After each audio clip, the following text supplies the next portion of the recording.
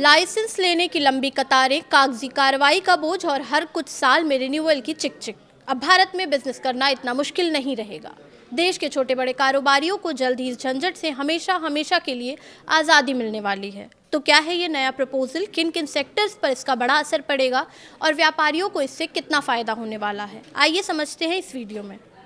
कारोबार शुरू करने और चलाने वालों के लिए सबसे बड़ी परेशानियों में से एक है अलग अलग विभागों से लाइसेंस लेना और फिर समय समय पर उन्हें रिन्यू कराना। अब सरकार इसी सिस्टम पे बड़ा बदलाव करने की तैयारी में है। मनी कंट्रोल की एक रिपोर्ट के मुताबिक वित्त वर्षीय 2026-27 में कई लाइसेंस की वैधता बढ़ाकर 10 से 15 साल तक की जा सकती है। यानी अभी जहां कुछ लाइसेंस के लिए कारोबारी को 1-2 साल बाद दोबारा आवेदन और कागजी प्रक्रिया से गुजरना पड़ता है, वहीं आगे लंबे समय तक वही लाइसेंस वैध रह सकता है। अब इसे एक उदाहरण से समझिए। सबसे ज़्यादा लाइसेंस और मंजूरियों की ज़रूरत होटल और हॉस्पिटैलिटी सेक्टर में पड़ती है। एक होटल प्रोजेक्ट को शुरू करने और चलाने के दौरान केंद्र, राज्य और स्थानीय स्तर पर करीब 60 लाइसेंस और मंजूरियां लेनी पड़ती हैं। इनमें पर्यावरण से जुड़ी मंजूरी से लेकर फूड सेक्टर लाइसेंस तक शामिल हैं। नीति आयोग की रिपोर्ट के मुताबिक FSSAI लाइसेंस की वैधता फिलहाल 1 से 5 साल तक हो सकती है, यानी कारोबार को तय समय के बाद फिर से रिन्यूअल की प्रक्रिया से गुजरना पड़ता है। सरकार अब इसी बार बार होने वाली प्रक्रिया को कम करना चाहती है। दरअसल सरकार की पहली कोशिश ये थी कि जहां संभव हो वहां लाइसेंस की ज़रूरत ही खत्म कर दी जाए, लेकिन हर क्षेत्र में ऐसा करना संभव नहीं है। इसलिए अब दूसरा रास्ता अपनाने की तैयारी है। जिन लाइसेंस को खत्म नहीं किया जा सकता उनकी वैधता को काफ़ी लंबा कर दिया गया है। कुछ मंत्रालय लाइसेंस को हमेशा के लिए वैध करने के पक्ष में नहीं है, लेकिन 10 या 15 साल की वैधता पर सहमति बन सकती है।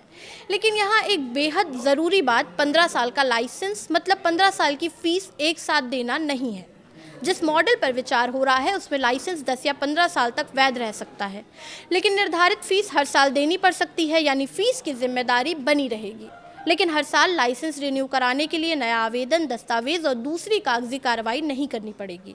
और यही इस पूरे बदलाव का सबसे बड़ा फायदा होने वाला है, क्योंकि कई बार लाइसेंस की अवधि खत्म होने पर छोटी सी देरी या दस्तावेजी गलती भी कारोबार के लिए परेशानी बन जाती है।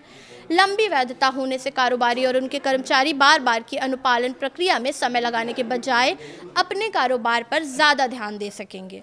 अब सवाल ये है कि इसका फ़ायदा किन कारोबारों को मिल सकता है। तो इसका दायरा सिर्फ होटल और रेस्टोरेंट तक सीमित नहीं है।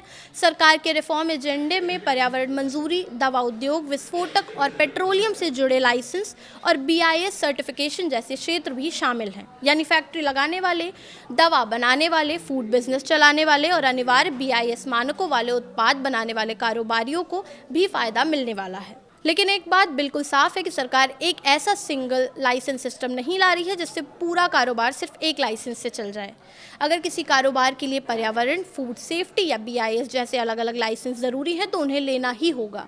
बदलाव सिर्फ इतना है कि ज़रूरी लाइसेंस को बार बार रिन्यू कराने की परेशानी कम की जाएगी, यानी लाइसेंस खत्म नहीं होंगे, लाइसेंस रिन्यू कराने का झंझट खत्म होगा।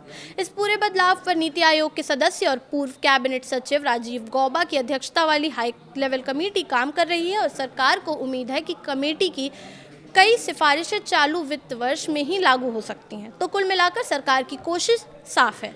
जहां सुरक्षा, पर्यावरण और सार्वजनिक हित के लिए लाइसेंस ज़रूरी है, उन्हें बरकरार रखा जाएगा, लेकिन कारोबारियों को हर थोड़े समय में वही कागज़ लेकर रिन्यूअल के चक्कर नहीं लगाने पड़ेंगे। इसके लिए लाइसेंस की वैधता लंबी की जा सकती है, मतलब नियम रहेंगे, निगरानी रहेगी, फीस भी देनी होगी, लेकिन बार बार होने वाली कागजी दौड़ कम हो सकती है। और अगर ये सुधार लागू होता है तो कारोबार शुरू करने और उसे चलाने वालों के लिए ये सरकारी अनुपालन को आसान बनाने की दिशा में एक बड़ा कदम माना जाएगा। फिलहाल इस वीडियो में इतना ही। ऐसे ही और वीडियोस के लिए देखते रहिए News 18।